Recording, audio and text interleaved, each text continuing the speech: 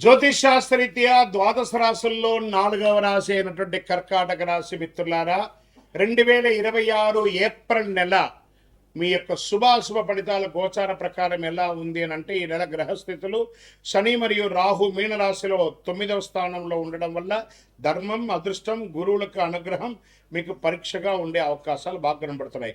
కేతు కన్యారాశిలో 3వ స్థానంలో ఉండడం వల్ల సాహసం, కమ్యూనికేషన్ పెరుగుతుంది. గురు మిథున రాశిలో ద్వాదశ స్థానంలో ఉండడం వల్ల ఖర్చులు, విదేశీయ సంబంధాలు పెరుగుతాయి. ఈ నెల అదృష్టం, పరీక్ష కలిసిన సమయంగా కూడా చెప్పచ్చు. ఉద్యోగస్తులకి కొత్త అవకాశాలు వస్తాయి, కానీ ఒత్తిడి ఉంటుంది. మాకు ఉద్యోగమే లేదండి, గెట్ రెడీ, ఆఫర్ లెటర్స్ వస్తాయి, ప్రెషర్ కూడా ఉంటుంది. ఓహో, ఊహించుకొని నేను ఐటీ రంగంలో ఉన్నాను, నాకు లక్షల్లో శాలరీస్ వస్తాయి. ఆ రోజులు పోయాయండి. ఎవరు ఎంత జీతం ఇస్తే కనీసం ఆ ఉద్యోగంలో జాయిన్ అయిపోండి, తర్వాత చూసుకోండి. కాంప్రమైజ్ ఇక శాలరీ డిస్కషన్లో వచ్చేటప్పుడు ఒక మెట్టు దిగే ఉండండి. మీరు ఏమి కాదు, మంచి అవకాశాలు వస్తాయి.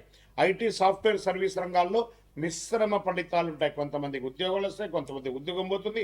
ఉద్యోగం పోయిన వాళ్ళకి కొత్త ఉద్యోగాల్లో ఉంటారు, వెతుకుతూ ఉన్న వాళ్ళకి ఉద్యోగ అవకాశాలు వస్తాయి.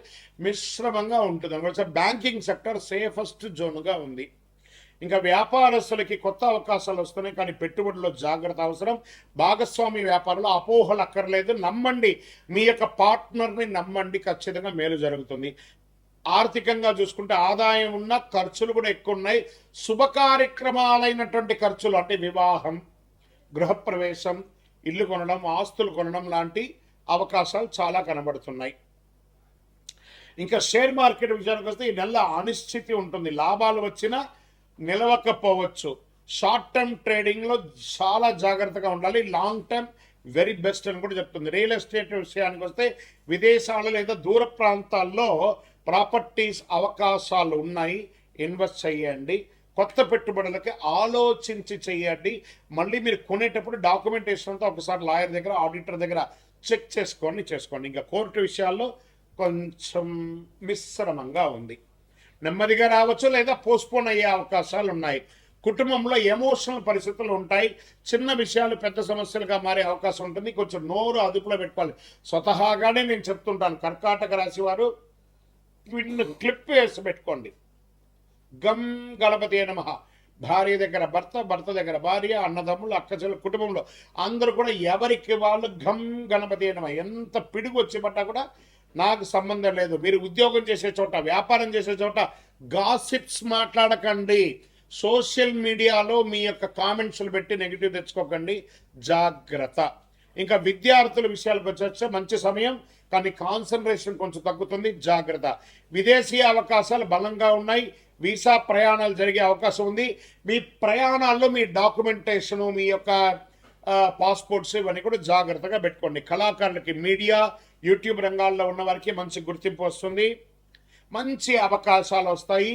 ఈ నెల ఒక అద్భుతమైనటువంటి అదృష్టం, మీకు సీక్రెట్ అదృష్టం వెయిట్ చేస్తుంది. కళాకారులకైతే అద్భుతంగా ఉంటుంది, నటీనటులకైతే చాలా మంచి అవకాశం. విదేశీయ దీంట్లో ఎలా ఉంటుందంటే కొత్త పరిచయాలు పెరుగుతాయి, మీ జీవితం మారవచ్చు, మలుచుకోండి. అంటే ఎక్స్పోర్ట్స్, ఇంపోర్ట్స్ బిజినెస్ పెరిగే అవకాశాలు ఉంటాయి. ఇవన్నీ కూడా పెరిగే అవకాశాలు.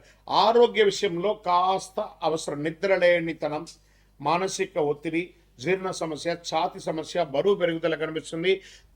ఒక శస్త్రచికిత్స కూడా అయ్యే అవకాశాలు ఉన్నాయి కర్కాటక రాశి వారు. ఏందండి గురుగారు బాగుంటుందన్నారంటే అన్నీ బాగుంటుంది, ఆరోగ్యం మాత్రం మనం తీసుకునే ఆహారాన్ని బట్టే ఉంటుంది, కాబట్టి జాగ్రత్త. ఇంకా మీకు అదృష్ట రంగు ఈ నెలంతా తెలుపు మరియు చందనం కలర్ కలిసి వస్తుంది. అదృష్ట తేదీలు 2వ తారీఖున 11, 20, 29 మరియు 1వ తారీఖు కూడా చాలా బాగుంటుంది. అదృష్ట రోజు సోమవారం. అదృష్ట సంఖ్య 5. ఈ నెలలో చేయవలసినటువంటి పరిహారాలు: సోమవారం శివుణ్ణి ఆరాధించండి, పాలాభిషేకం చేయండి, సుబ్రహ్మణ్య స్వామి ఆరాధన చేయండి, పేదలకు అన్నదానం చేయండి. కర్కాటక రాశి వారు గుర్తుంచుకోవాల్సిన ఇంకొక విషయం ఏమంటే, భావోద్వేగమైనటువంటి దాన్ని నియంత్రించగలిగితే మీకు విజయం అవకాశం. గ్రహాలు పరీక్షిస్తాయి, కానీ మీకు దారి చూపిస్తాయి, కర్కాటక రాశి మిత్రులారా, మీ నిర్ణయం మీ భవిష్యత్తులో ఆధారపడి ఉంటుంది. గురుగారు మాకేమైనా పరిహారాల్లో ఏదైనా శీఘ్ర పరిహారాలకు ఏమైనా అవకాశం ఉన్నాయా అంటే, మన దేవాలయంలో ఒక 48 రోజులు పూజ చేసి చండీ సుదర్శన హోమాలు చేసినటువంటి అతి శక్తివంతమైనటువంటి కరుంగాలి మాల ఉంటుంది. ఈ కరుంగాలి మాలను కావాల్సిన వాడు మన డిస్ప్లేలో కనబడుతున్న నంబర్కి తెలుసుకోండి. గురుగారు మా యొక్క జాతకాన్ని తెలుసుకోవాలి మీ దగ్గర, మేము గోచార ప్రకారం మీరు చెప్పింది వింటున్నాం, కానీ మా వ్యక్తిగత సంపూర్ణ జాతకాలు తెలుసుకోవాలనుకుంటున్నామంటే మీ పరిసర ప్రాంతాల్లో ఉన్నటువంటి గురువులని సంప్రదించి జాతకం తెలుసుకోండి.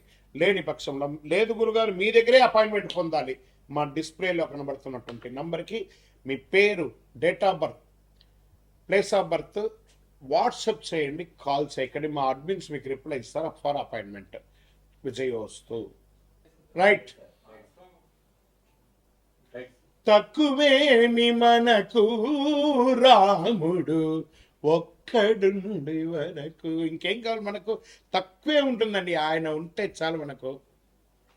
అలాంటి రాజా రామచంద్ర స్వామి వారి యొక్క పుట్టినరోజు మార్చి 27వ తారీఖున శుక్రవారం నాడు అద్భుతమైనటువంటి శ్రీరామనవమి. ఎక్కడ చూసినా మామిడి తోరణాలు, పులిహోరలు, కళ్యాణోత్సవాలు, కళ్యాణ తలంబ్రాలు, గల్లి గల్లికి మనకు ఉభయ తెలుగు రాష్ట్రాల్లోనూ దేశ విదేశాలలో ఎక్కడ చూసినా రామ కళ్యాణం. రామ కళ్యాణం చూడడానికి అందరూ పోటీ పడతారు. ఎందుకంటే ఆ తలంబ్రాల అక్షింతలు తీసుకుంటే మన జీవితంలో కళ్యాణం జరుగుతుంది. కళ్యాణం అంటే ఏంటి? అనుగ్రహం. అందుకే తిరుపతి వెంకటేశ్వర స్వామికి నిత్య కళ్యాణోత్సవం, అక్కడ భద్రాద్రిలో నిత్య కళ్యాణోత్సవం ఎక్కడ చూసినా జరుగుతుంది. చూసారా? అలాంటి అద్భుతమైనటువంటి రాజా రామచంద్ర స్వామి వారి యొక్క కళ్యాణోత్సవం చేస్తుంది. మీ జీవితంలో సమస్యలు ఎక్కువయ్యాయా? శాంతి కనిపించడం లేదా? ఈ శ్రీరామనవమి రోజు కళ్యాణంలో పిలవకపోయినా వెళ్ళండి సార్. ఆ కళ్యాణ మంత్రాలు వినండి, ఆ కళ్యాణ అష్టపదులు వినండి, కళ్యాణ అష్టకాలు వినండి, ఆ తలంబ్రాల అక్షింతలు తీసుకోండి, ఆ భోజనం చెయ్యండి. అద్భుతమైనటువంటి ఫలితాలు పొందుతారు. శ్రీరామ జయ రామ జయ జయ రామ అనే యొక్క మంత్రాన్ని, తారక మంత్రము ఒక్కసారి చెప్పినా చాలట.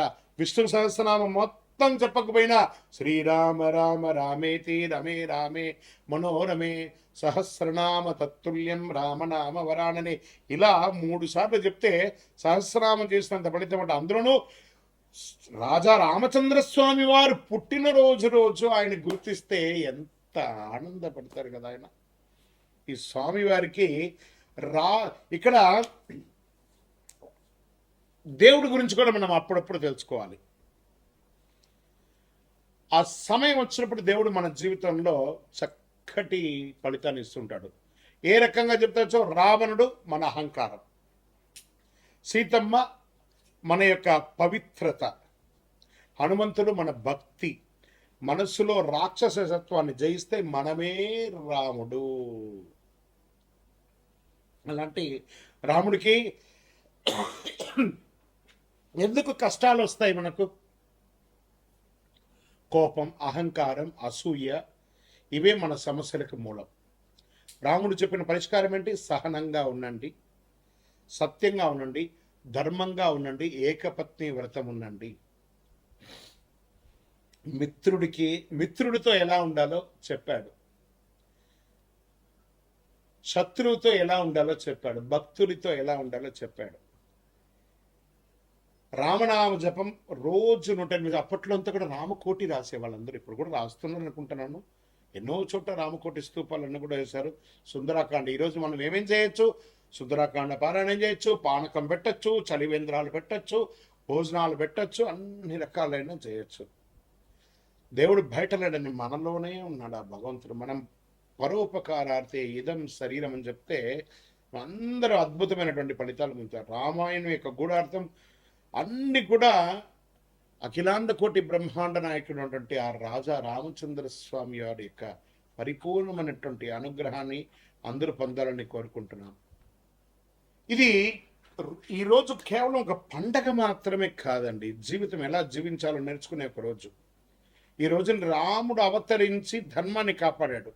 తండ్రి మాట కోసం రాజ్యాన్ని వదిలాడు. 14 సంవత్సరాల అరణ్యంలో గడిపాడు. కష్టాలను ధైర్యంగా ఎదుర్కొన్నాడు. ఇదే మనకు పాఠం. సత్యం మాట్లాడమని చెప్పాడు. చేద్దామా? అలాంటి ఆ రామచంద్ర స్వామి వారికి రామదాసు గారు తయారు చేసి ఇచ్చినటువంటి ఆ యొక్క మంగళసూత్రంతో కళ్యాణం ఒంటిమిట్టలో జరుగుతుంది, తిరుపతిలో జరుగుతుంది, భద్రాద్రిలో జరుగుతుంది. గల్లీలో జరిగే ఈ యొక్క రామచంద్ర స్వామి వారి యొక్క కళ్యాణోత్సవాన్ని అందరం పాల్గొని మనలో ఉన్నటువంటి బాధలన్నీ తొలగించుకొని రాజా రామచంద్ర స్వామి వారి యొక్క కళ్యాణోత్సవాన్ని జై శ్రీరామ్ అనే యొక్క నామంతో మారుమోగుతూ హనుమంతుని జెండా ఊపుకుంటూ ప్రతి ఒక్కరు కూడా రామదండుగా అందరం కూడా ముందుకెళ్ళి రామ కళ్యాణం చేస్తాం. జై శ్రీరామ్.